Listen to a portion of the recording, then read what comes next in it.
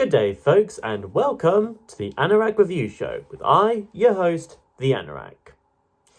And welcome back to Anoraknoween once more, as this week we're looking at one of the more later Radiohead albums. The last few times I talked about them was with their most latest album to date, with A Moon-Shaped Pool, and their most well-known and celebrated album, OK Computer.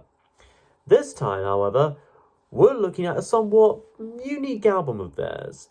Similar to how Marillion's Anoraknophobia was considered to be the first album to be completely funded by fans, this album was not only initially self-released by Radiohead themselves, probably the first for them to do so, but it was released as a pay-what-you-want download. So basically, that meant you could essentially buy it under any price you may see fit. Regardless of any issues that may be debated out of it, the idea was suggested by their managers at the time as a more or less publicity stunt, and they believed it would help people experience the music for themselves and actually break free from restrictive formats and barriers. And that's why it is the last best grey album from Radiohead, alongside Kid A, Amnesiac, and Hail to the Thief. Anything before that were meh, and ever since then, they went pretty much downhill anyways. Yeah, sure. Needless to say, it got quite the attention, which may have been a major factor in leading into its success and critical acclaim.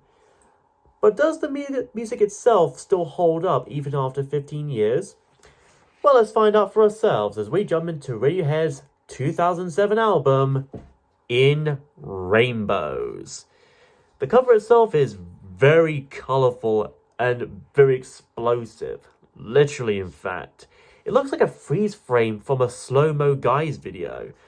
Like with most of their albums, the album was done by Stanley Donwood after a series of experimenting with photographic etchings, putting prints in acid baths, and chucking wax at papers.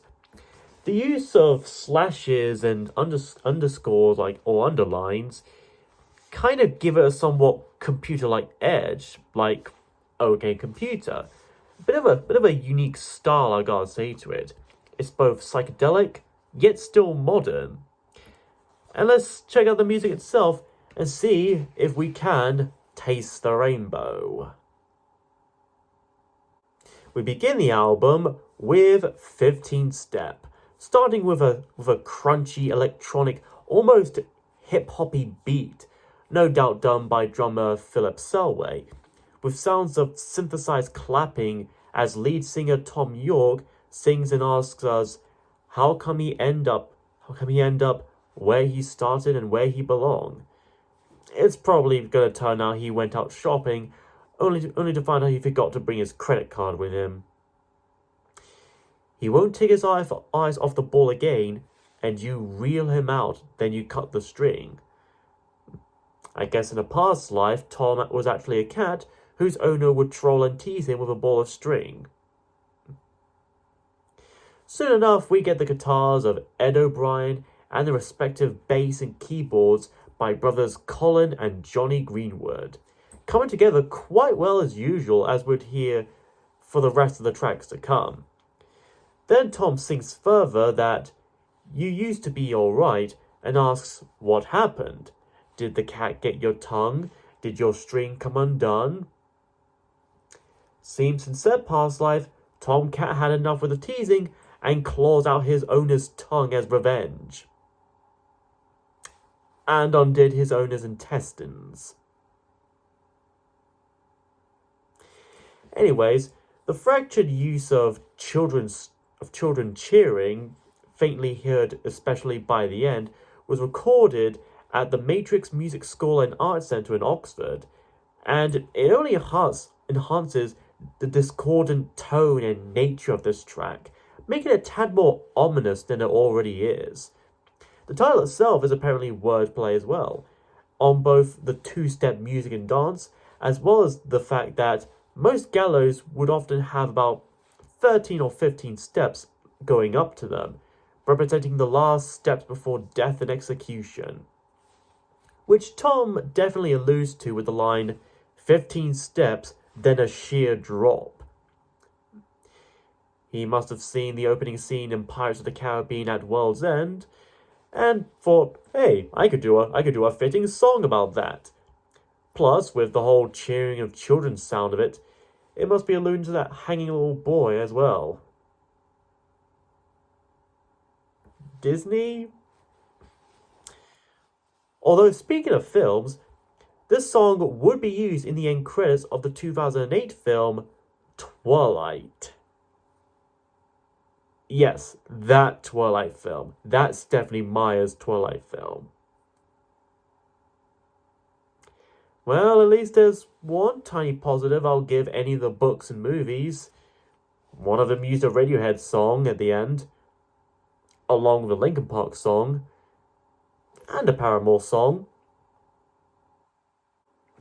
Next is Body Snatchers, which, going by the title, I'm sure it would have been a fitting theme for that Nicole Kidman Daniel Craig Invasion remake. Especially since both that film and this album came out closely together in 2007. Actually, Tom said that he was inspired by the 70s dark satire novel The Stepford Wives, as well as a few Victorian ghost stories. Among the lyrics are, I'm trapped in this body and can't get out, and they got a skin and they put me in. All the lines wrapped around my face for anyone else to see. Hence the whole body aspect, though not so much on the snatches aspect. Likely about body dysphoria and not feeling comfortable even in your own skin, or being forced into a particular disguise and never being able to show your true honest self. Although I guess body forced into us didn't have as much a ring to it. Anyways, the grungy guitar here definitely gives it that traditional yet indie alternative vibe, almost on par with early Radiohead, like specifically the eras of Pablo Honey and the Bends. And it would seem the Billboard thought so too, as this song ranked in 8th place in their modern rock chart, the highest the band had ever been since their very first single, Creep, which itself reached 2nd place. So I guess that's 2 big songs that Radiohead are probably known for, and a couple of others. Then we have Nude, a bittersweet and somber ballad similar to No Surprises. This one centering around the musical backbone of a bass line played by Colin. Similar to Burn the Witch, this too has been worked on for quite a while, as far back as the sessions of OK Computer, being performed and tweaked every now and then before finally reaching its eventual perfection here. It's not exactly uncommon for many Radiohead songs to have taken years to work on, being on the back burner and all. Anyways, in this low and almost jazzy track, Tom warns us not to get any big ideas because they're not going to happen. I guess he was warning us about expecting too much out of the Star Wars sequel trilogy or the Bayformers films. You paint yourself white and fill up with noise, but there'll be something missing. You've forgotten to put on your clown wig and your mine hat. Now that you've found it, it's gone. And now you feel it, you don't. You've gone off the rails. You've misplaced your car keys again. At least my mother does every now and then. She goes nuts over it.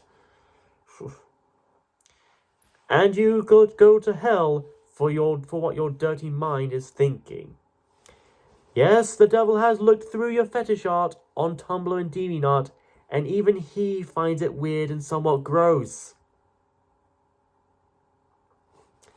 Okay, jokes aside, there's still a lot that can be read from the few amount of lyrics here, such as the idea of self-deception, convincing and promising ourselves that something might happen, even though at truth, it may never even come at all, or come to be.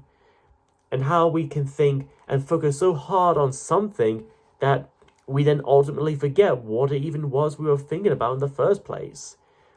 The use of the title nude may not exactly be in a literal sense, but rather a more figurative one, stripping ourselves of our lies, secrets, and disguises, burying ourselves down to our most honest truths, and how such truths would only hurt more if they keep getting hidden for too long enough. This is a naked song, probably even more so than the Beatles remix album Let It Be ... Naked. After that is Weird Fishes / Arpeggi, which is probably redundant anyway, since most Radiohead songs can be considered weird and fishy anyways. Starting with a very fast percussion, similar to a lot of 90s rave tracks, we get a solemn guitar riff before Tom sings about being at the bottom of the sea in the deepest ocean, and your eyes turn him, representing how, after being so lost in a vast and dark world, he has managed to capture someone's attention, a spark of interest. And so he questions himself why he should even stay here, in this low mood and state he's in. He'd be crazy not to follow wherever you may lead. Then he follows to the edge of the earth and ends up falling off. Well, it seems there may actually be some legitimacy to that whole crazy flat earth theory. On the plus side, though, at least he's found the gateway to Tartarus from DreamWorks' Sinbad. Then he gets eaten and picked over by worms and weird fishes. Oh no. Tom York has found himself in the world of that Christian Finding Nemo remake, Finding Jesus! And yes, that's an actual thing, look it up. Or don't. For both your sanity and your soul, just don't look it up. The less you know, the better. And in the last bit of lyrics, he hits the bottom and escapes, ending up right back where he started. So that's how he ended up in that 15-step song. Side 1 ends with All I Need, and all I need is love, and love is all I need.